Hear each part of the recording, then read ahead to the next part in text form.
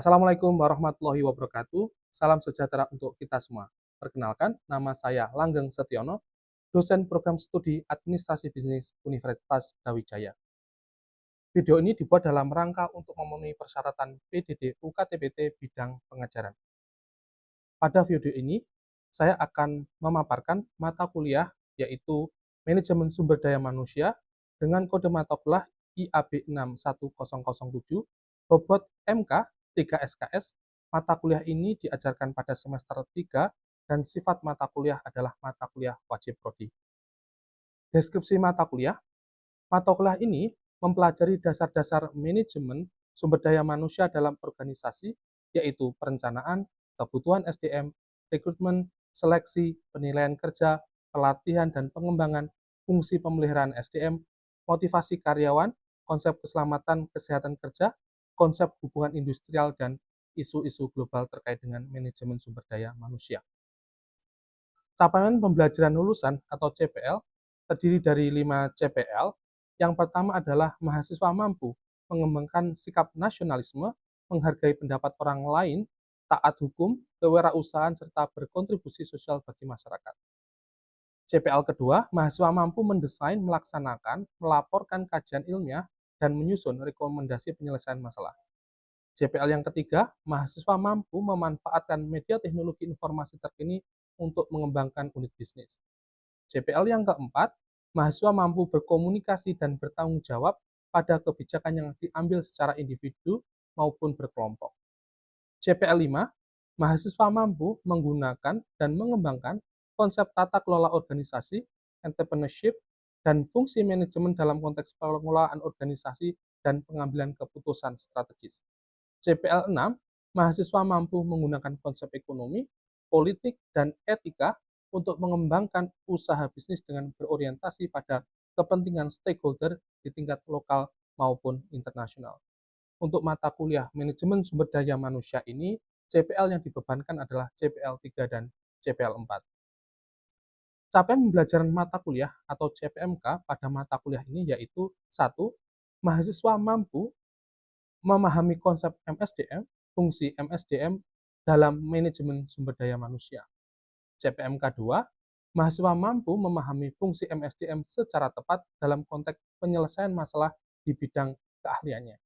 Dan CPMK ketiga, mahasiswa mampu mengidentifikasi, menganalisis permasalahan perencanaan kebutuhan SDM, rekrutmen dan seleksi, penilaian kinerja, pelatihan dan pengembangan, motivasi karyawan, fungsi pemeliharaan SDM, keselamatan dan kesehatan kerja, hubungan industrial dan global, MSDM menggunakan pendekatan analisis dan sistematis. Referensi yang digunakan dalam mata kuliah ini ada 5 referensi yang utama yang bisa digunakan. Yang pertama adalah Dessel Gary 2020 terkait dengan Human Resource Management edisi ke-10. Yang kedua, Mattis Robert L. Jackson John Hart tahun 2019, Human Resource Management edisi 9. Yang ketiga, Mondi 2016, Human Resource Management edisi ke-14. Yang keempat, Turkmenoglu MA 2021, Contemporary Global Issue in Human Resource Management.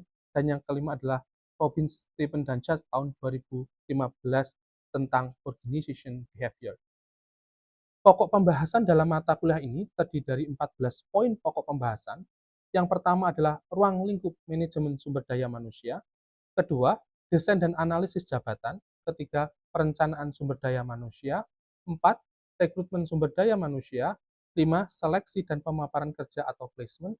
6, manajemen kinerja dan penilaian prestasi kerja. 7, motivasi karyawan.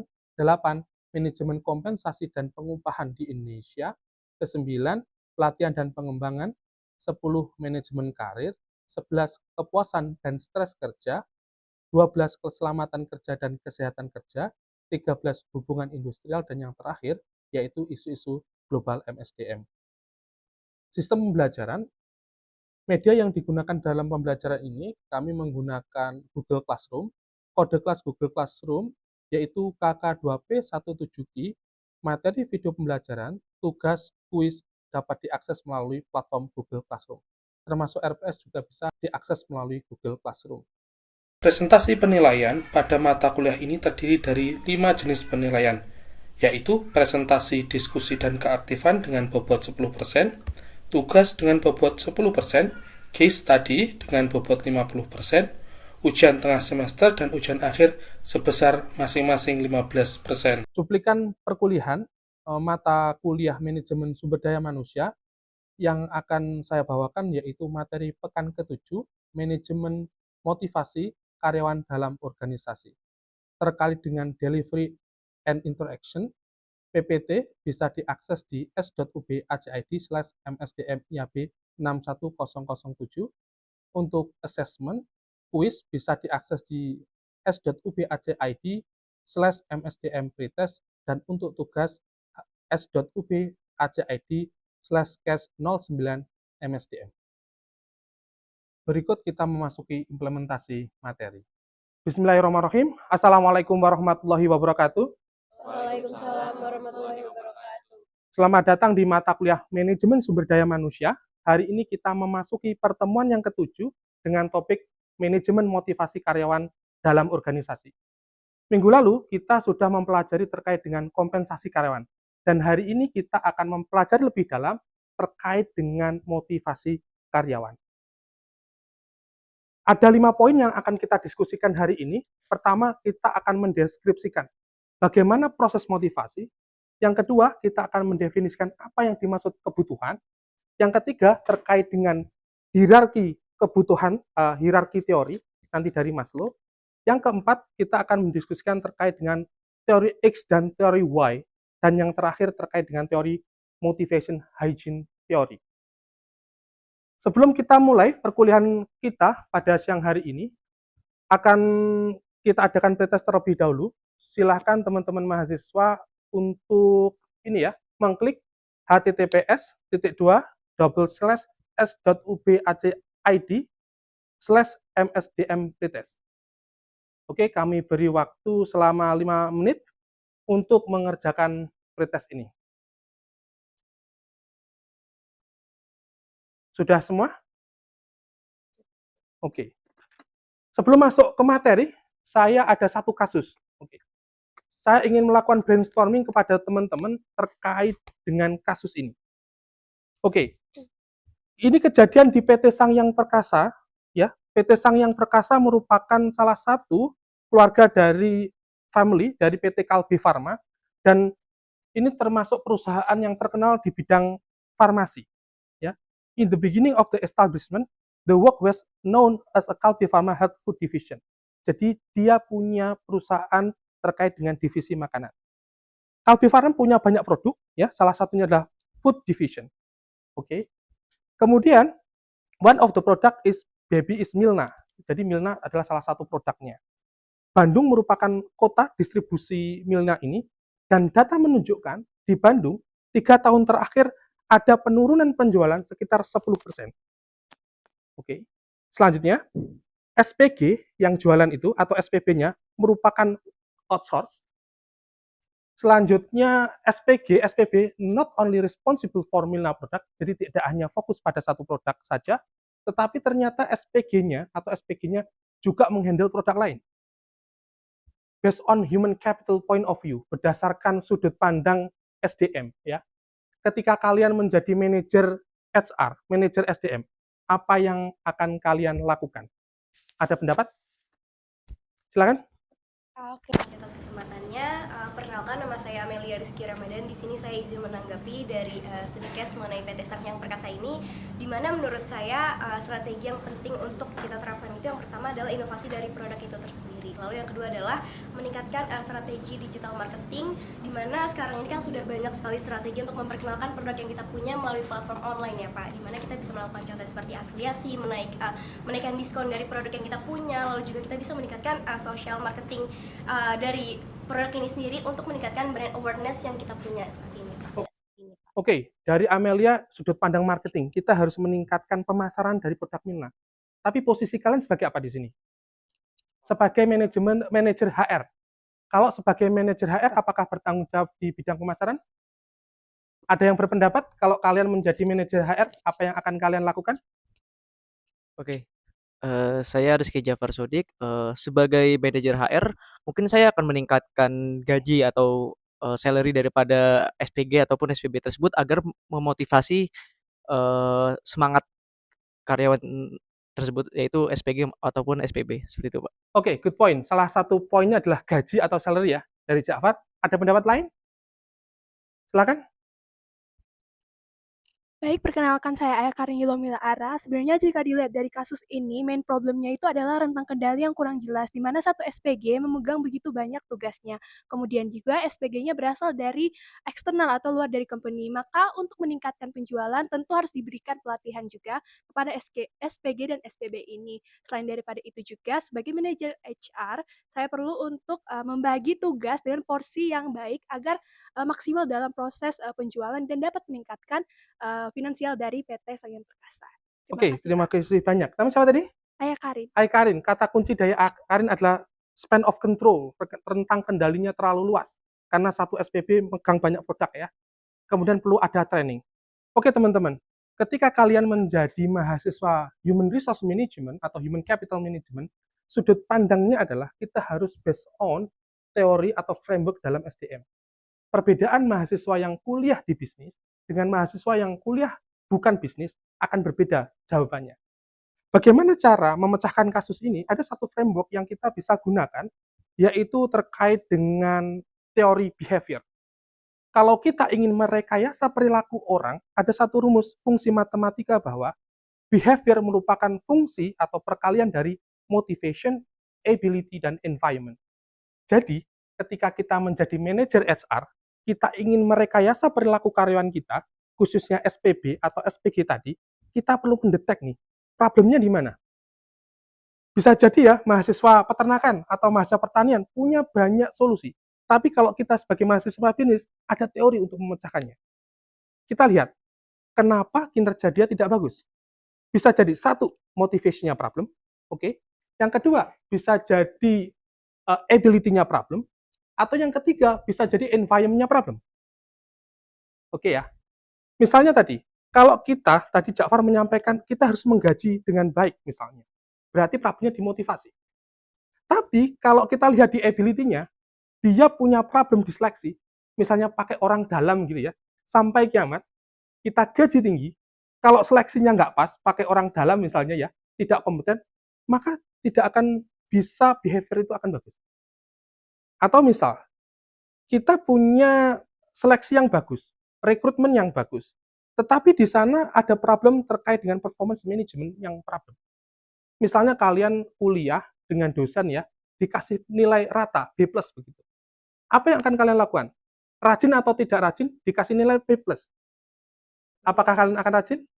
Ya mending nggak usah rajin ya. Kenapa? Karena ternyata performance management-nya problem.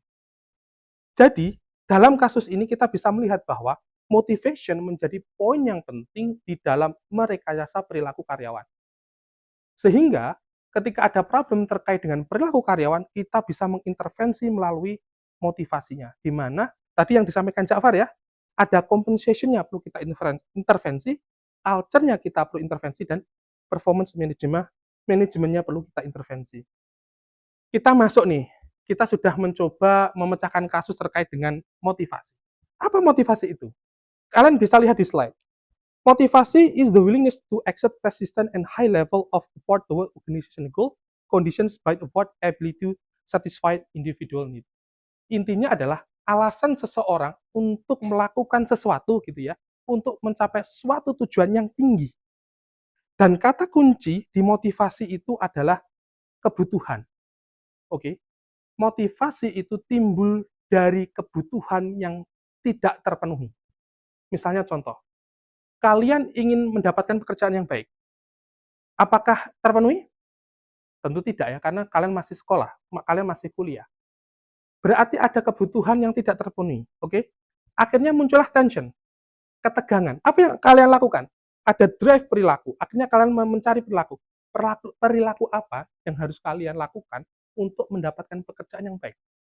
Satu, harus rajin belajar, mendapatkan IPK yang terbaik, sehingga nanti mudah mencari pekerjaan. Oke, ketika lulus IPK-nya kumlot sehingga satisfy need. Oke. kebutuhannya tercukupi. Akhirnya reduction of tension. Akhirnya ketegangan itu akan turun. Bagaimana ketegangan itu akan turun? Kita perlu memenuhi kebutuhan. Pertanyaannya, apa kebutuhan itu? Ada beberapa teori yang bisa kita gunakan untuk melihat apa itu kebutuhan. Yang paling dasar, kita bisa menggunakan teori Maslow, ya, hierarchy of need. Di sana ada piramida ya, dari physiological need, safety need, social need, esteem need, dan self-actualization. Maslow ini menyatakan bahwa kebutuhan dasar kebutuhan yang paling atas maksud saya, tidak akan terpenuhi ketika kebutuhan dasar tidak terpenuhi. Apa yang dimaksud physiological need? Lapar, haus, tempat tinggal, kebutuhan akan survival ya, bertahan hidup. Safety need misalnya, security, keamanan, stability, stabilitas, protection from physical or emotional harm. Jadi proteksi, perlindungan ya, baik secara fisik maupun emosional. Social, kebutuhan sosial, misalnya adalah interaksi, afeksi ya, companionship and friendship, pertemanan. Otonomi, achievement, status recognition, and attention untuk esteem need. Dan yang paling puncak adalah self-actualization, yaitu karyawan yang dia bisa growth, self-fulfillment, and achieving one potential. Bagaimana kita mengimplementasikan teori ini? Misalnya, kalau kalian di dalam sebuah organisasi kemahasiswaan misalnya, ada anggota kalian yang problem, tidak aktif, tidak termotivasi, apa yang harus kita lakukan? Kita harus mengakses dia berada pada level kebutuhan yang mana. Misalnya contoh, physiological need. Bisa jadi misalnya dia tidak aktif ya di organisasi kita, bisa jadi jangan-jangan uang dari orang tuanya itu telat. Boro-boro mikirin organisasi, misalnya himpunan mahasiswa administrasi bisnis, lalu makan sore nanti aja dia bingung. Itu namanya psychological need. Yang kedua safety need. Kebutuhan akan rasa aman. Bagaimana mungkin dia akan bekerja dengan optimal kalau dia itu dikejar misalnya debt collector gitu ya. Tentu dia tidak aman. Maka kita perlu kebutuhan safety need ini. Social need.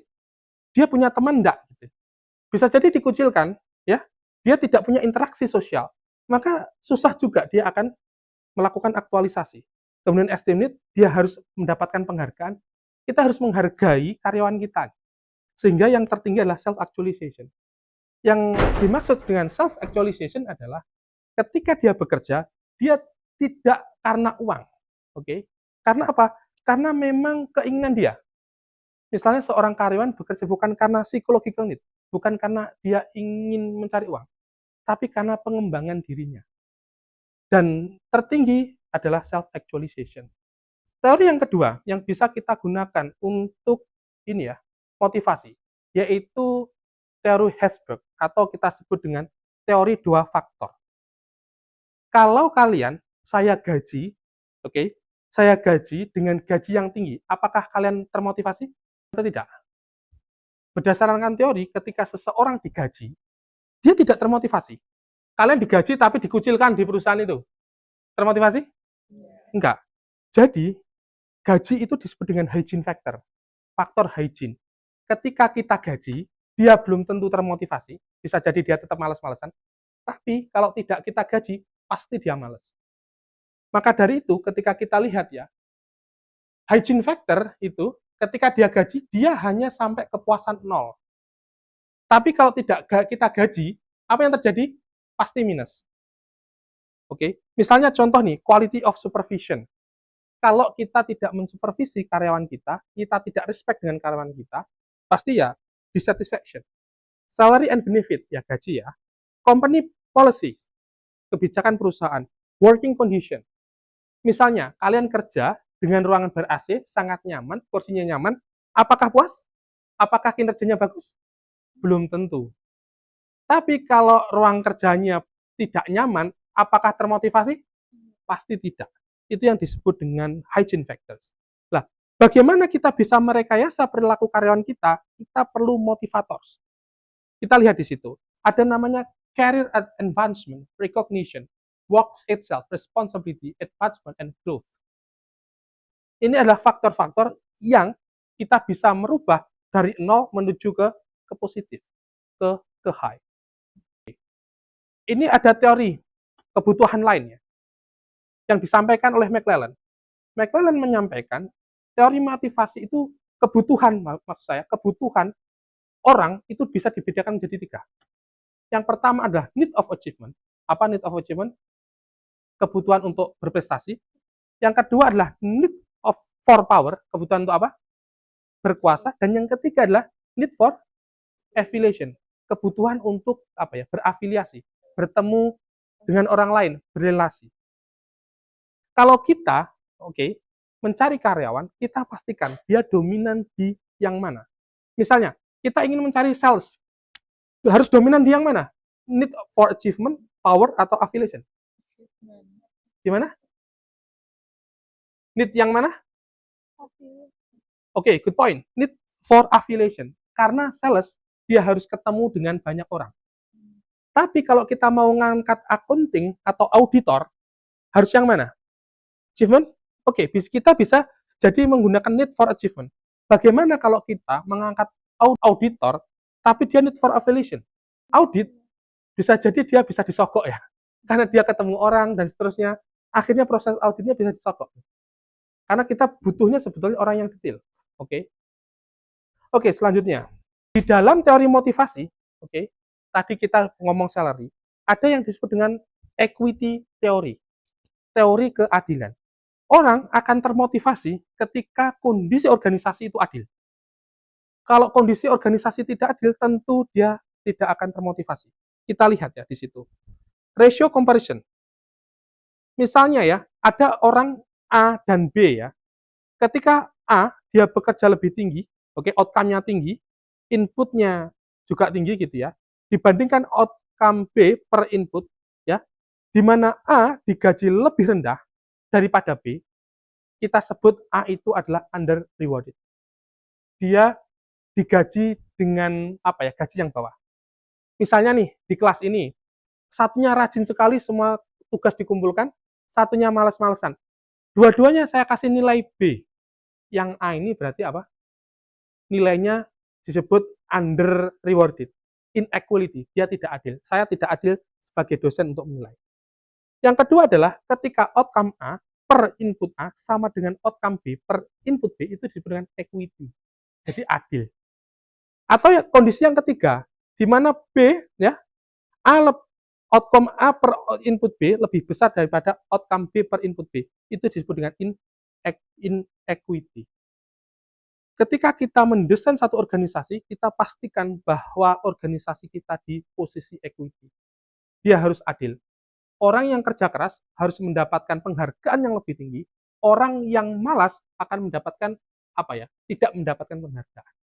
Ketika rule ini terjadi, maka perusahaan, karyawan akan mudah untuk termotivasi. Yang terakhir, ini terkait dengan job characteristic model. Di job characteristic model, gini, ketika kita mendesain pekerjaan, agar karyawan itu termotivasi, kita harus merekayasa 1, 2, 3, 4, 5. Ada 5 poin yang harus kita rekayasa. Pertama, skill variety. Artinya pekerjaan itu harus memerlukan skill yang banyak. Kalau kita mengangkat orang hanya untuk mengetik, pasti dia bosan, terlalu monoton pekerjaannya. Yang kedua adalah task identity.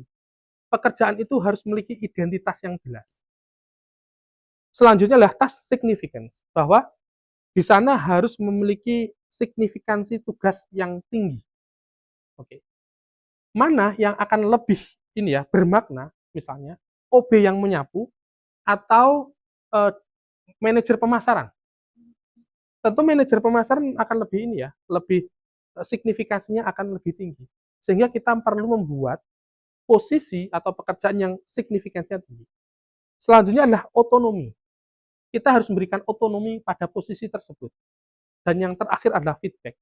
Kita harus memberikan umpan balik kepada karyawan kita, sehingga mereka bisa termotivasi.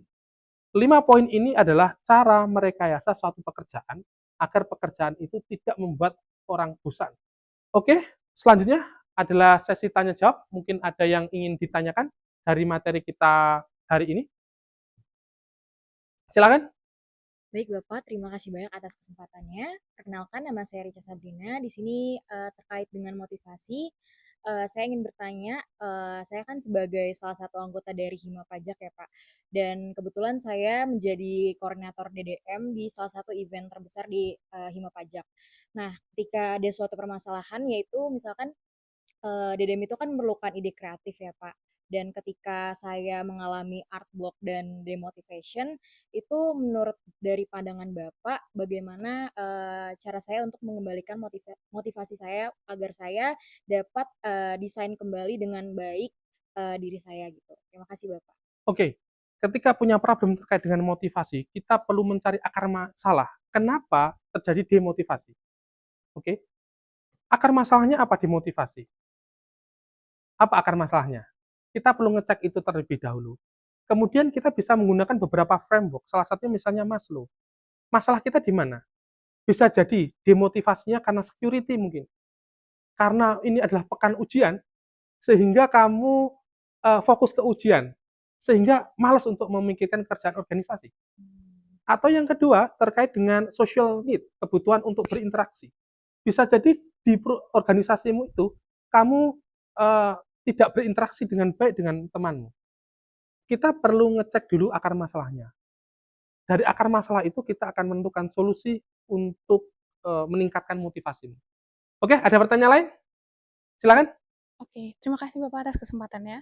Perkenalkan nama saya Raden Rolo Pinesti. Kali ini saya ingin bertanya, bagaimana jika di suatu divisi ada anggota divisinya yang bermasalah, tetapi tidak dengan internal divisinya, melainkan dengan eksternalnya, tapi karena permasalahan eksternal ini berimpact kepada anggota divisinya yang lain.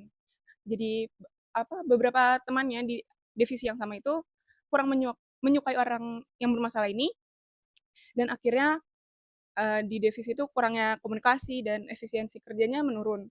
Menurut Bapak bagaimana solusinya agar divisi ini bisa meningkatkan kembali efisiensinya dan komunikasinya? Terima kasih. Oke, terkait dengan ini ya, komunikasi. Tapi kita gini, ketika ada komunikasi yang tidak lancar, seperti biasa ya, di dalam framework memecahkan kasus, kita harus ada namanya root cause analysis, analisis akar masalah. Problemnya di mana di situ? Kemudian ketika ada problem, kita gunakan framework. Frameworknya apa? Bisa jadi di sana ada interaksi yang tidak baik. Ketika interaksi yang tidak baik, perlu ada komunikasi yang terbuka. Ketika memang komunikasi terbuka tidak bisa ya, mau tidak mau ya, dalam konteks organisasi ya, kita bisa replacement. Itu adalah cara terakhir. Oke ya, cukup jelas ya untuk materi kita kali ini. Akan saya cek dulu hasil dari tes tadi. Oke, cukup baik hasilnya ya. Ada yang tertinggi skornya 7 ya di sana. Skornya 7 dan terendah skornya 5. Nanti kalian bisa ini lagi, akan saya berikan tugas untuk mengisi pretest ini sebagai potes dan akan saya cek bagaimana perkembangan sebelum mengikuti perkuliahan ini dan setelah perkuliahan ini. Dan selanjutnya sebagai tugas ya, karena minggu ini adalah minggu ke-7 dan minggu ke depan adalah UTS, maka sebelum UTS ini minggu ke-9 kita akan masuk ke materi ini ya, terkait dengan sistem penggajian. Saya ada kasus yaitu dari Managing Human Resource in Kompas Gramedia. Ini adalah kejadian real di Kompas Gramedia terjadi pada tahun 2017. Oke. Dan di sana silahkan baca kasus ini, nanti dikumpulkan di Google Classroom. Di sana ada berbagai macam data. Kemudian ada 3 masalah utama yang perlu dipecahkan ya oleh tim strategi rekrutmen, learning development, karyawan, dan sistem penggajian. Sehingga berikut poin-poinnya. Siapkan 3 poin, jadi kalian adalah manajer HRD-nya di perusahaan ini. Siapkan 3 poin di atas untuk dipresentasikan kepada direktur utama. Jadi nanti kalian berperan sebagai manajer HRD dan berikan solusi yang terbaik untuk permasalahan ini. Silakan nanti dikumpulkan di Google Classroom ya. Oke, jika tidak ada pertanyaan lagi, demikian perkuliahan kita hari ini, yaitu pertemuan yang ke-7. Sampai ketemu di pertemuan selanjutnya. Sekian, terima kasih. Wassalamualaikum warahmatullahi wabarakatuh.